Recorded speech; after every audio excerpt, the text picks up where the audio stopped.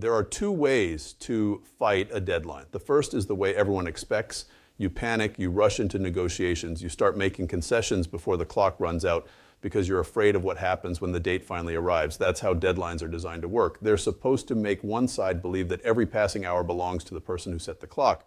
But there's another way to fight a deadline. You refuse to let the clock control you. You stop treating the date as the center of the story and start asking a much more dangerous question. What happens if the person who created the deadline needs it more than the person it's aimed at? That's exactly what unfolded after Donald Trump warned Canada that unless a new trade agreement was reached, tariffs on many Canadian goods would rise to 35% beginning August 1st.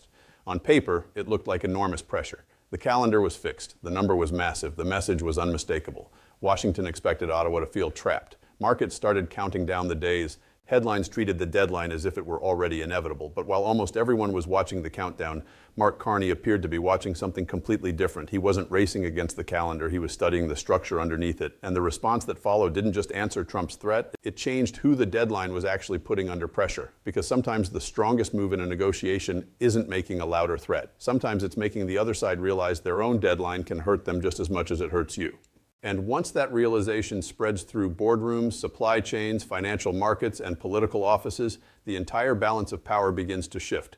This is the story of how one date on a calendar became far more complicated than anyone expected, and why the countdown that was supposed to force Canada into submission may have created a completely different problem inside Washington. Let's begin with the letter itself, because that's where this entire story starts. Deadlines have always been one of the oldest negotiation tools in politics. They create urgency before anything has actually happened. Long before any policy takes effect, long before any tariff is collected, people begin reacting to the possibility of what might happen when the clock reaches zero. That's why deadlines are powerful. They don't simply threaten your economy, they threaten your confidence. When Donald Trump announced that tariffs of 35% could take effect on Canadian imports beginning August 1st, the announcement immediately became bigger than the tariffs themselves. Business owners started calculating future costs. Manufacturers wondered whether contracts would still make sense. Investors questioned whether supply chains would remain stable. News organizations filled television screens with countdown graphics, asking whether Canada could avoid another trade confrontation. The date itself became the story. And that's exactly what Washington wanted. A fixed deadline creates momentum. Every day that passes without an agreement appears to increase pressure on the country receiving the threat. The closer August 1st gets, the more desperate that country is expected to become. That's how this strategy has worked in countless negotiations around the world. At first glance, Canada appeared especially vulnerable. For decades, the United States has been Canada's largest trading partner by an overwhelming margin. Millions of jobs depend directly or indirectly on goods crossing the world's longest international border. Every day, thousands of trucks carry automotive parts, energy products, agricultural goods, machinery, aluminum, steel, and countless other products between both countries. That relationship wasn't built in a few years. It took generations. Factories were designed around it. Railways expanded because of it. Highways connected communities because of it. Companies invested billions of dollars believing the North American market would continue operating with relatively predictable rules. When two economies become that deeply connected, changing direction isn't easy. It's like trying to turn an enormous cargo ship. You don't simply spin the wheel and expect the ship to change course immediately. Momentum keeps carrying it forward. Washington understood that reality. If Canada depended heavily on American buyers, then a tariff deadline naturally appeared terrifying. Every headline reinforced the same assumption. Canada needed access to the American market. Canada couldn't afford disruption. Canada would eventually have no choice but to compromise before August 1st arrived. On paper, the strategy looked almost perfect. But there's something about negotiation that often gets ignored. Pressure only works if the person receiving it believes they have no alternatives. The moment they begin searching for another path, the deadline starts losing its psychological power. That's the part many observers overlooked. Because while television discussions focused almost entirely on the approaching tariff date, something much quieter was happening inside Ottawa. Mark Carney wasn't responding with emotional speeches or dramatic announcements. He wasn't appearing every few hours to answer every headline coming out of Washington. He wasn't creating daily political theater. Instead, he appeared remarkably calm. That calm confused many people. Some interpreted it as weakness. Others assumed Canada simply hadn't decided how to respond. But experienced negotiators often understand something that public audiences don't. Silence can be a strategy. When one side expects panic and receives patience instead, uncertainty begins moving in the opposite direction. Think about what happens psychologically. The person issuing the ultimatum expects immediate movement. They expect phone calls, emergency meetings, public concessions. They expect visible signs that their pressure is working. But when those signs never appear, doubt slowly begins replacing confidence. Did the threat fail? Does the other side know something we don't? Are they preparing a response we haven't anticipated? Those questions become increasingly difficult to ignore. That's why negotiations are rarely won by whoever speaks the loudest. They're often won by whoever controls the pace. And from the very beginning of this confrontation, it appeared that Carney had no intention of allowing Trump's calendar to dictate Canada's decisions. Instead of reacting to the deadline itself, he seemed determined to change the entire conversation surrounding it. Because if he could convince businesses, investors, and ordinary Canadians that August 1st wasn't the end of the story, then suddenly the countdown clock Washington had carefully built would no longer belong exclusively to Washington. It would become a clock both countries had to watch. And that is where this story begins to take a very unexpected turn. The first response wasn't loud.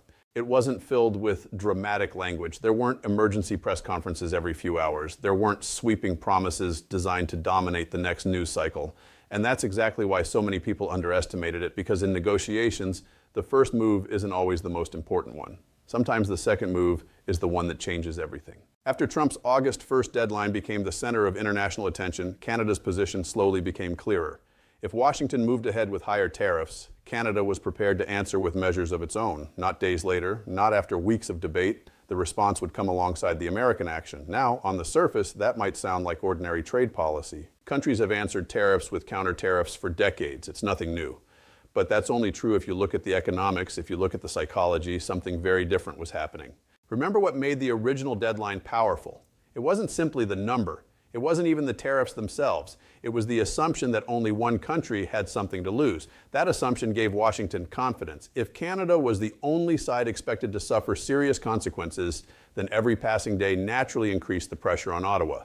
But the moment Canada publicly signaled that any new tariffs would be met with its own response, the equation quietly changed. Now, August 1st no longer represented pain flowing in only one direction. It represented disruption flowing both ways. That may sound like a small difference. In reality, it changes almost everything.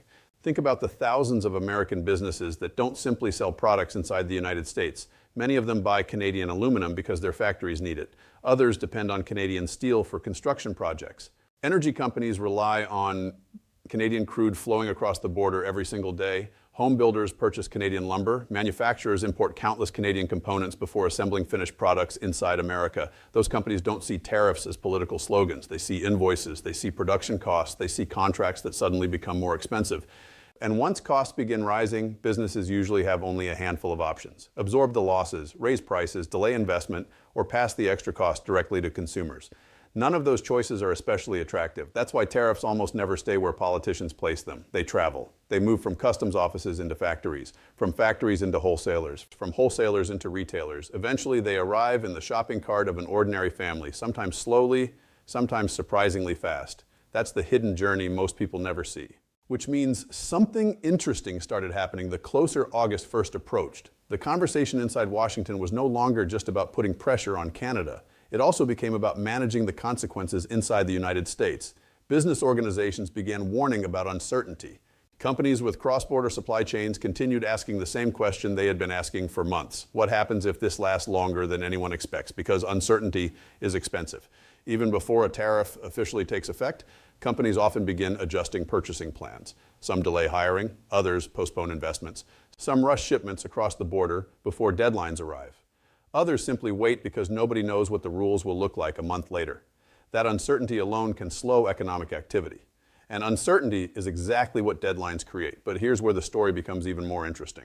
While public attention stayed fixed almost entirely on the tariff announcement, Carney appeared to be focusing somewhere else, not the countdown. The dependency behind the countdown. Those are two very different things. Anyone can respond to a deadline. Much fewer people ask why the deadline works in the first place. That's the question Carney seemed interested in answering. Why did a tariff threat appear so powerful? Because Canada still depended heavily on one customer. That's the real issue. The deadline was simply exposing it. Imagine someone standing outside your house controlling the only door you have. Every threat they make feels enormous because you have nowhere else to go. Now imagine building a second door. Suddenly the first one doesn't disappear, but it no longer controls your entire future. That difference is enormous. And that's why many analysts believe this dispute was never only about August 1st. It was about something much bigger. Whether Canada would continue organizing its economy around one overwhelmingly dominant customer, or whether it would gradually create more options over time. That kind of transformation doesn't happen with one announcement, it doesn't happen with one election, and it certainly doesn't happen before a single deadline. It takes years. Infrastructure has to be built. Trade relationships have to expand, export routes have to diversify, investment decisions have to change, entire industries have to rethink where future growth comes from. That's slow work, painfully slow, but here's the important part. You don't have to finish building the second door before it starts changing negotiations. You only have to convince the other side that you're serious about building it, because the moment they believe your dependence will shrink over time, their leverage begins shrinking with it. That's exactly why experienced negotiators rarely focus only on today's dispute. They're always thinking about tomorrow's bargaining position. And few people have spent more time thinking about long-term systems than Mark Carney. Throughout his career, whether managing financial crises or leading central banks during periods of extraordinary uncertainty, he developed a reputation for looking beneath headlines. Markets panic, politicians react. News cycles move at incredible speed, but underneath all that noise are systems that change much more slowly. Capital flows, infrastructure, supply chains, investment, confidence, those are the foundations that determine where economic power ultimately rests. Which raises an uncomfortable question for Washington. What if Canada's real response wasn't the counter tariffs everyone was talking about? What if the real response was quietly making sure that 5 or 10 years from now, a threat like August 1st would no longer carry the same weight? Because if that's the strategy, then this confrontation isn't really about one summer. It's about who controls the future of North American trade long after the headlines about August 1st have disappeared. And once that possibility entered the conversation, the countdown clock that had looked so powerful at the beginning suddenly didn't seem nearly as simple anymore.